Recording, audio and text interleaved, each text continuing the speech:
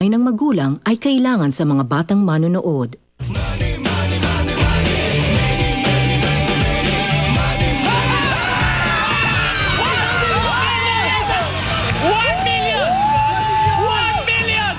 Ninong, marami pong salamat sa mga binigay niyo po. Napakalaking tulong po para sa amin itong mag-iina. 500,000! Dear Ninong Manny, salamat sa iyong programa nagbibigay pag-asa. May munting pangarap sa ng bulaklak. Sa inyo po, Ninong, maraming salamat po. Malaking tulong po to sa amin. Maraming pong salamat.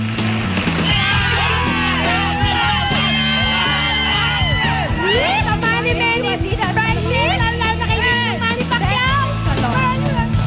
Pilipino ang ating lahi, kulay natin ay kayumangi.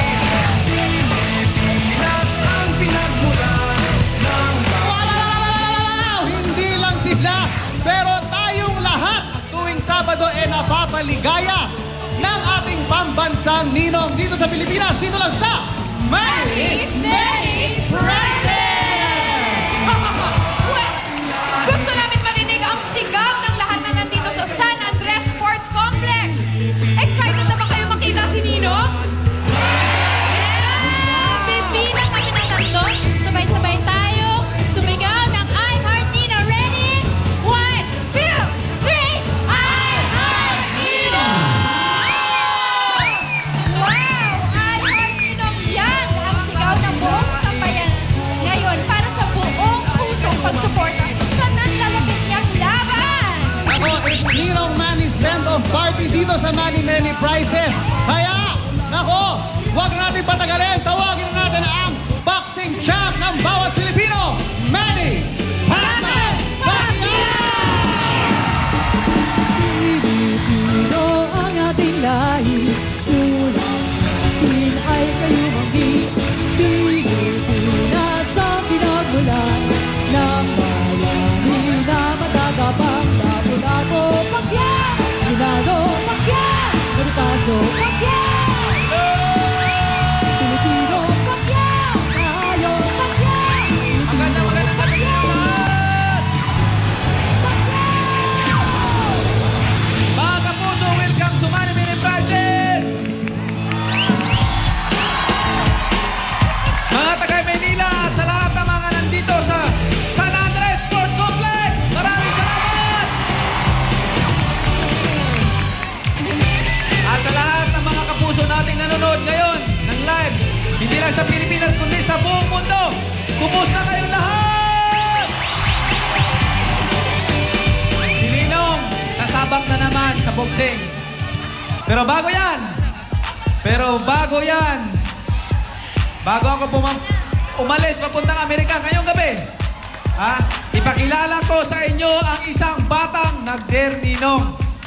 Nag-dare Ninong sa akin, dito talaga ang champion dahil kahit bata pa, lumaban na sa hamon ng buhay. Si Leandro Salva.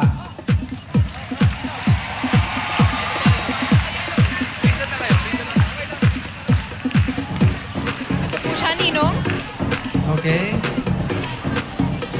At kasama po ang Legato Strings sina Francesca Farr, Julian San Jose at Sarah Labati. Mas kilalanin pa natin ang pamilya Salva.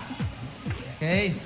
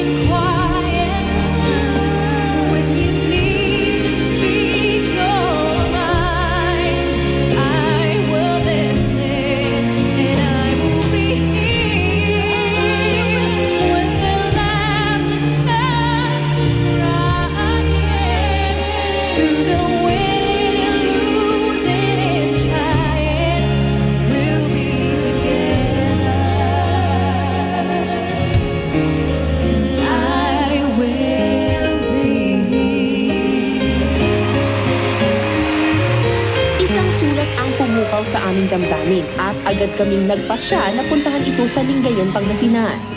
Dear Ninong, sumulat po ako sa inyo para idulog ang aking munting kaibigan para sa aking pamilya. Ito si Leandro Salva.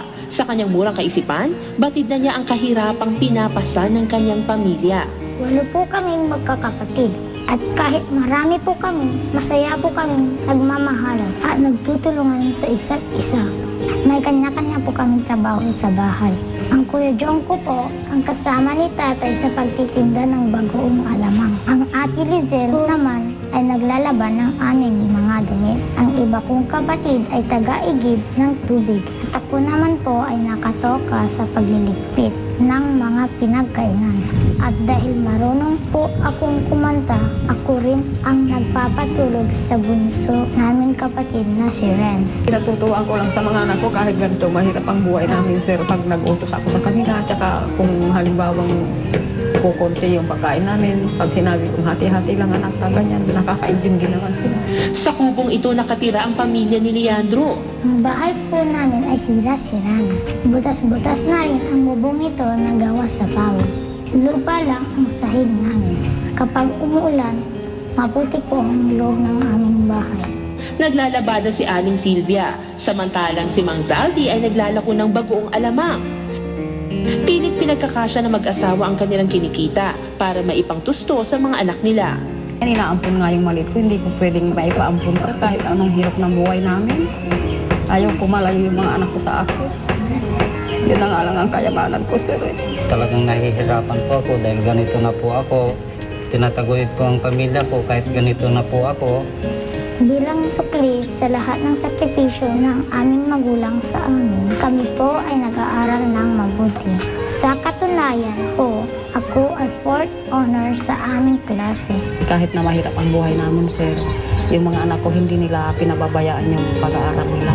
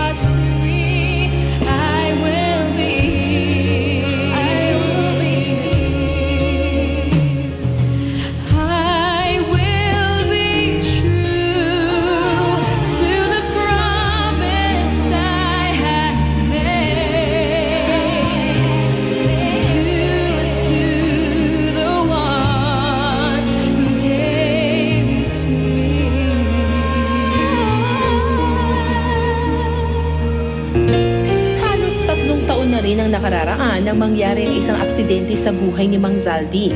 Natanggal ang kanyang kanang mata at mistulang bulag naman ngayon ang kaliwang mata niya. At pati ang kanang braso ni Mang Zaldi na pinsala rin. Nandiyan kayo, sir. Hindi ko na kayo nakikita dyan, sir. Sa nangyari sa akin, meron din akong pagsisisi sa sarili ko. Dahil kung hindi sana ako sumama sa paglalaot, hindi sana ako nagkaganito, sir. Talagang masakit. Nung nangyari nga sa kanya yan, parang hindi ko alam kung paano ko uumpisan yung buhay namin, kung paano kami mabubuhay. Masakit para sa isang ama na tulad ni Mang Zaldi ang hindi man lang maalagaan ang kanyang sariling mga anak. Po sir, masakit sa kalooban din po sir eh.